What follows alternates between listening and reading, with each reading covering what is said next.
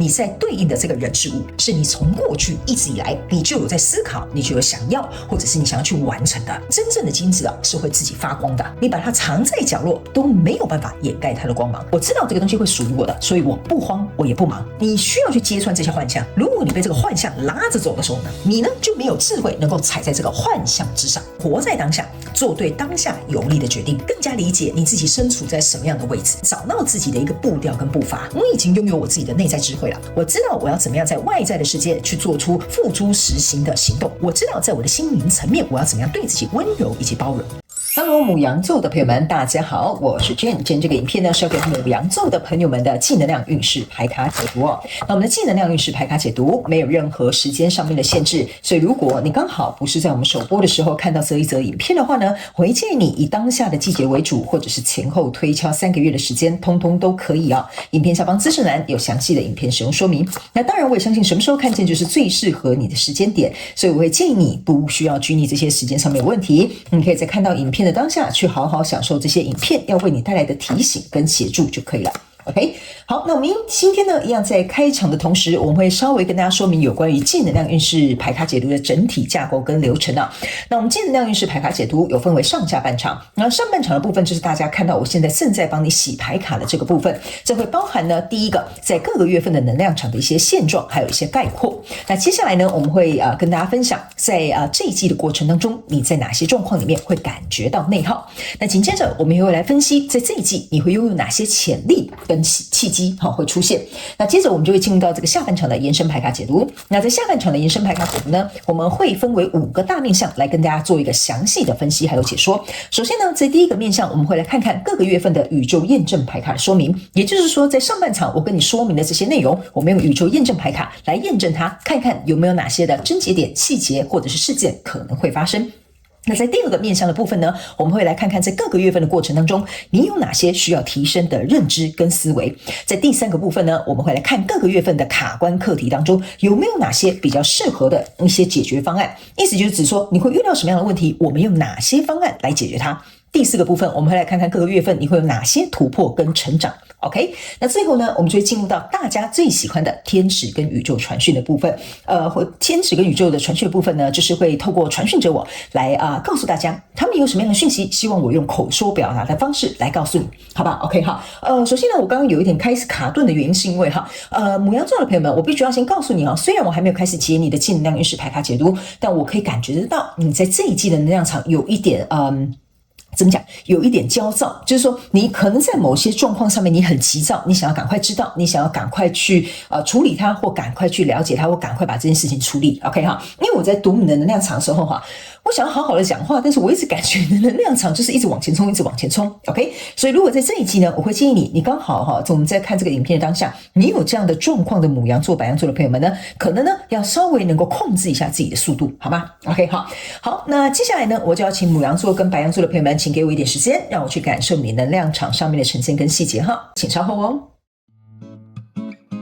Hello， 大家好，我是 Jane， 非常欢迎大家来到我的频道收看我的影片。为了提供给大家更多丰富精彩的内容，在今年我成立了思维手术室社群，想要邀请你一起来灵活运用妈妈生给我们的大脑。那在社群里，我将会带领大家一起练习思维改写，并且提升自我认知，让你在面对生活当中的挑战有更强大的底气以及过人的应变能力。只要点击影片下方的资讯栏，就会看到思维手术室的社群连结以及入群步骤的说明影片。那接下来就让我们一起来看今天精彩的影片内容吧。OK， 好，行，牡羊座跟白羊座的朋友们我先跟大家说明一下，不管是新观众或老观众先说明，等一下呢，我要准备解牌的过程当中，我会讲第1个月份跟第2个月份，还有第3个月份，这并不代表是今年的1、2、3月份，是代表这个季度的过程当中的首月、次月跟末月，好吧 ？OK， 然后呢，等一下我在解牌的过程当中，请你要自行灵活运用妈妈生给我们的大脑，我们一起呢来把这个讯息为你带来最大的效益化。所以呢，请你自行在对应你所交手的相关状况、人事物、事件、梦想或目标，或者是你的投资项目、感情关系都可以哈。那角色可以互换，时间、性别没有限制。OK 哈，好，那我们就准备进入到你这一次的正能量运势牌卡解读。首先呢，这边我还要再提醒牡羊座的朋友们一件事情哈，我刚刚呢准备要进入到你的能量场的时候呢，你这一季呢会很容易火气很大，或者是肝火很旺盛。这个部分呢，不知道是不是跟你熬夜有关，或者是你在饮食方面有一些状况发生哈。可能很多牡羊座的朋友们，你们可能会有这种嘴破或嘴臭，或者是这种我不知道那个要怎么讲，就是嘴巴的，就是我们怎么讲呢？嘴唇的这个角落哈，会很容易破掉，或者是在嘴内呢，也会很容易有破洞。OK 哈，所以这个部分呢，我觉得要请这个牡羊座跟白羊座的朋友们，可能在生活作息上面，或者是在饮食上面，可能来做一个调整。这个就要请教专业的人士来为我们进行一个协助哈，因为他们希望我先把这个讯息带给你们。OK 好，那我们话不多说，就准备进入到你这一季的首月的这个能量场了。首先呢，在这一季的正能量里面，首月份的能量场，你抽到的是愚人牌卡、圣杯女王，然后还有一个钱币七。OK， 那在你首月的能量场上面来说呢，我个人会有一种感觉牡羊座的朋友们，我个人会感觉这就是为什么刚刚我一直觉得你有一个很急躁的能量。OK， 这边呢你可以注意看，这是一个愚人牌卡，这个愚人牌卡呢，好像是要急着去摘这一朵花。OK 哈，这个动作让我有一种感觉，就是有一些东西在这一季的过程当中，比如说你在培养的一个新的案子，或者是你在酝酿的一个新的恋情啊，或者是比如说你正在计划一个转职或你的斜杠哈，这个都有点像是说呢，我急着想要去采收这个成果，我急着呢想要去得到这个答案，所以在这一季的首月的过程当中呢，我觉得你可能很盼望，这也是一个，我觉得这算是一个人之常情啊，就是说我们会期待有一个新的开始嘛，或者是这一件事情可以顺利的进展，这个我都可以理解。所以在这里呢，有一个圣杯女王啊，我感觉这个圣杯女王比较像是在提醒牡羊座的朋友们，这一个季度的过程当中，不管你是在专注在什么样的人事物哈，你必须要能够用时间、用情感能够去灌溉它，不要急着去把这个花还没有熟你就把它摘下来，或者是瓜也还没有熟你就把它摘下来，所以呢，强摘的果子就不会甜了嘛。那来到这里呢，这是一个钱币七，这个钱币七象征就是在第一个月份的时候，这个你交手这个人数，他还在耕耘的一个阶段。你看到这个人是拿着锄头在这边耕耘的，很认真的在等待丰收的这个过程。所以呢，在这里你可以注意看，这两个人哈都是头低低的，头低低的象征就是我去耕耘，我去付出，我去给予，我去灌溉。OK， 只有这个人哈也是这样往下的，只有这一只狗啊，你有没有看到这边有只白色的小狗，它往回头哈，好像在跟它汪汪哈，意思就有点像是在警告他说，现在还没有好，还不可以，你不可以这么做。所以在第一个月份，我觉得如果牡羊座的朋友们，你在针对你目前专注的这个人事物呢，如果有很急迫性的一个能量场的话，我个人会感觉要稍微控制一下。好吧 ，OK， 那接下来我们来到第二个月的这个能量场。你第二个月能量场抽到是宝剑三，还有宝剑国王呢，还有一个权杖二 ，OK。那这三张牌卡在你第二个月份次月的能量场当中呢，这个宝剑三你注意看哈，他们是三支宝剑，但是还没有怎么讲？穿破这个爱心，对吧 ？OK， 那这个宝剑国王是准备你看他眼睛是往这边看。他准备呢要拿下这个宝剑，所以呢，这个宝剑三加宝剑国王象征的是宝剑四。那这个国王要拿宝剑你注意看，他是还没有拿到，对吧？他是有人递出来，可是他还没有拿到的一个状态。所以象征的意思就是说呢，这个你在这一季呢，所以着重在对应的这个人数呢，你呢必须要能够怎么讲？我要怎么跟你形容这个心态跟能量呢？这个宝剑三有点像是说我现在不赶快采收，我怎么知道会不会错过？来到这里呢，这个宝剑三就是你很害怕可能会有一个失望的结果，就是说如果我错过了，我还要再跟他约会1-2个月，然后我才跟他讲说你可不可以当我女朋友，当我男朋友，那会不会别人就把他追走了？好，我就是简单举一个例，或者是说我如果现在就不赶快开始斜杠的话，那我这样子怎么可以赚得到钱？好，我怎么可以就是赶快离开我的正职工作 ？OK， 这个宝剑三就是你很害怕，你很担心，或你很紧张哈，这个就有点像说你好像就是这三支宝剑你可以想有点像是你就坐如针毡的一个感受。这个宝剑国王之所以为什么要去接这支宝剑，就是要告诉你在第二个月份，其实你是需要详细的去做一个思考的。为什么呢？这个权杖二在这里手中呢握着一颗地球，意思是指在第二个月份的过程当中，你目前是在应该要这个是要着重在要等待耕耘或付出。第二个月份，这个权杖二比较有点像是说，好，那你已经耕耘了，你已经付出了，但是最终你希望这个人事物他想要朝向哪一个方向？你想要去创造什么样的结果，或者是你希望这个世界是长成什么样？比如说你未来下一段人生，好，或这一段关系，或者在创业的这个项目，你希望它长成怎么样 ？OK， 所以呢，你在这个阶段，除了在第二个月除了要去思考你的方向怎么走之外，还有一件事情要去称斤称两，看一下你手上所拥有的资源有多少。好吧 ，OK 哈，所以呢，我觉得第二个月比较有点像是在一个理智层面上面，你要做一个分析，做一个准备，做一个衡量。那这个比较有点像是体力上或者是投入上面的这种能量场比较多。OK， 那来到第三个月这边有一个魔术师，还有一个 judgment， 然后还有一个钱币3，来到这里呢才是真正你要等待丰收的时候了。为什么呢？这个魔术师象征的就是所有的东西都到位了哈，之前有点像是只欠东风，魔术师象征的意思就是说连东风都吹来了，所以这件事情终于可以开始开跑了，或者是终于有一个着落了。所以来到这里呢，这个 judgment 这边有一个天使，他在吹这个号角哈，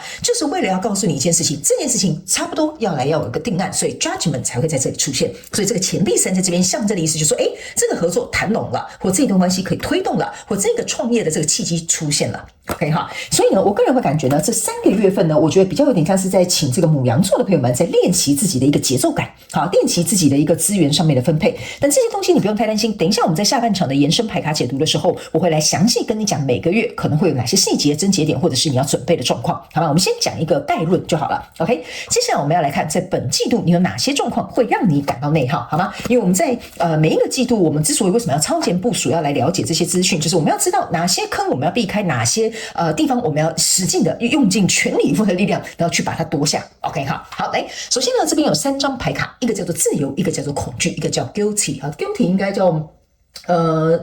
自责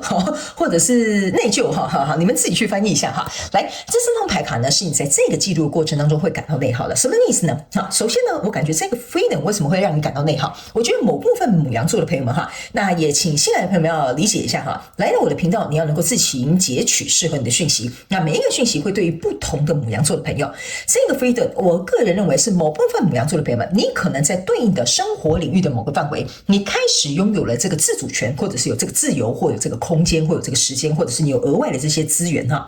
我个人会认为呢，你在这边会感到内耗的原因是因为呢，我觉得你有点像是不太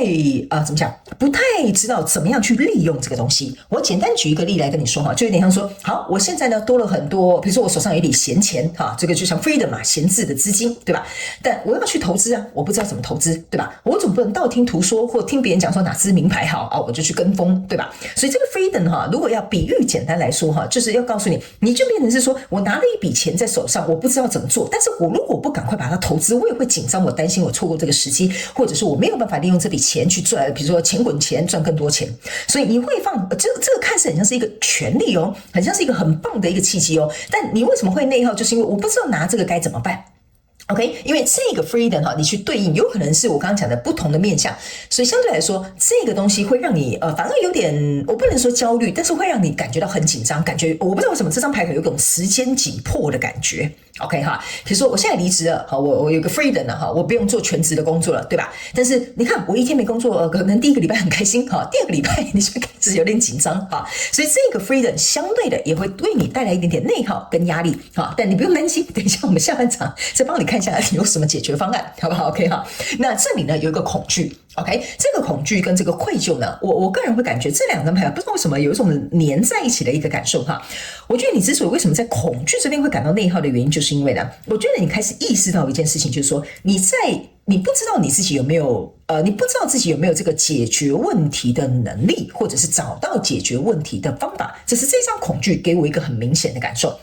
意思就是说，比如说像我刚刚在这样讲哈，你就说好，我现在要努力的去经营这一段感情，或我要努力经营这个副业哈。可是我可能母胎单身，我不知道怎么谈感情哈，或是我从来没有创业过，我不知道怎么创业，对吧？我也不知道怎么样才就是合理不合理的条件。OK， 所以这个恐惧哈，有点像说你很担心你自己不知道做得好或做不好，不知道做得对还做得不对，所以这个恐惧呢，就会让我们牡羊座的朋友们有一点内耗。那这个愧疚的意思就是说呢，我觉得这个是恐惧，为什么会说这个恐惧跟这个愧疚是有相连的哈？就有点像说我这样做如果做错了或者是我这样尝试了，结果我发现这样不适合了 ，OK 哈，这个时候呢，我个人会感觉呢，就有点像说你会有一种就是我这样讲哈，简单举例哈，就是我怎么会那么笨？我怎么会做出这样的决定？或我怎么会去相信这个人？或者是比如说我怎么会去投入这个标的？哈，这个愧疚就有点像是因为这个恐惧导致于你的愧疚，所以有些时候你会做出那怎么讲？有点差错，会有点误差这个判断的能力 ，OK， 所以呢，这个就会让你在这个季度的过程当中有点内耗。那在这个部分呢，没关系，我们等一下也来看看有没有什么解方，因为在下半场的延伸牌卡解读，我刚刚有讲了，我们卡关的课题有哪些解决方案，我们都会详细解说，所以我们顺便也来看看，到时候你可能会遇到什么样的状况哈。来，最后这2张我们来先看一下，在这一季的过程当中，你会拥有什么样的潜力跟契机发生哈。这张牌卡呢叫做 affirmation， 这个呢叫做疗愈哈，就是正在疗愈，过去已经疗愈，然后最后成为一个疗愈者。OK， 我觉得这2张牌卡呢，其实要提醒这个牡羊座的朋友们哈，你这一季在经历的所有的课题，他们希望我用这样的解释方式让你理解哈。你这一季在经历的这些，不管是什么样的这个交手相关状况的人事物的这个课题，他们说你在学习如何跟自己共处。除了这一点之外呢，最重要的是你还在这个过程当中如何去学习如何去原谅别人，或原谅这个状况，或原谅你自己。OK， 所以这个状况当中有点像说，这一季你必须要经历一些课题，经历这些课题之后，你才知道怎么样处理，知道怎么样处理之后，你才能够放下，放下之后，你才能够不再执着。这个就是这一季你将会拥有的这个潜力，就是说你会透过一些事件的发生，然后呢，你会身处在其中去体验、去经历，最后你就会拥有这样子自我疗愈的能力。OK， 那这张牌卡是一个契机，什么意思呢？这张牌卡的意思就是说呢，我们刚刚有讲哈。你在这里呢，我觉得你有点暴冲哈，有点就是个速度有点快哈。我觉得这个在某些层面来讲是好的，但是我总觉得某部分的牡羊座的朋友们，你这一季在看的这个东西，你在对应的这个人事物哈，是需要从长计议的。所以如果你没有从长计议的话呢，你反而就会乱套，你就会很紧张，你可能就是手忙脚乱 ，OK 哈，你就没办法就是游刃有余。那这个 affirmation 有点像是要告诉你一件事情，你看这个女神哈，她是坐在这个月亮上面的，象征的意思就是说，她是可以跟她的情绪还有欲望共处的。什么意思？我现在就想要这个东西的时候，我可以控制我自己的欲望；我现在有点愤怒的时候，我是可以自我调节我自己的情绪的。所以在这样的状况当中，这样子的人，他才能够去找到这个我交手这个相关状况人事物当中的转机，也就是我们讲的契机。所以他们说，只要你能够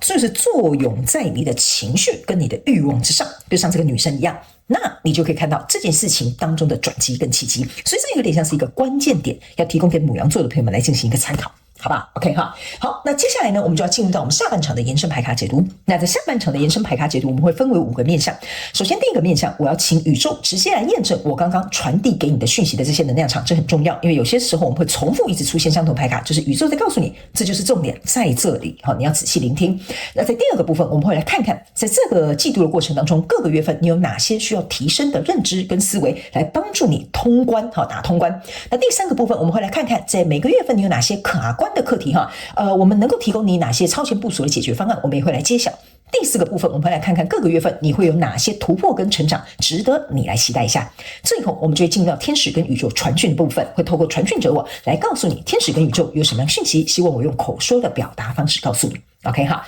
好了，那如果你也想来参加我们下半场的延伸牌卡解读，我们下半场延伸牌卡解读的影片连结就在这一则影片下方资讯栏的第一行，你可以很轻松的找到它，所以欢迎你一起来参加。那以上呢，上半场的我们这些就是轮廓跟一些概述，希望可以帮助到牡羊座的朋友们，好吗？那也非常感谢牡羊座的朋友们来收看我的影片，也希望你会喜欢。那我们就下半场延伸牌卡解读见喽，拜拜。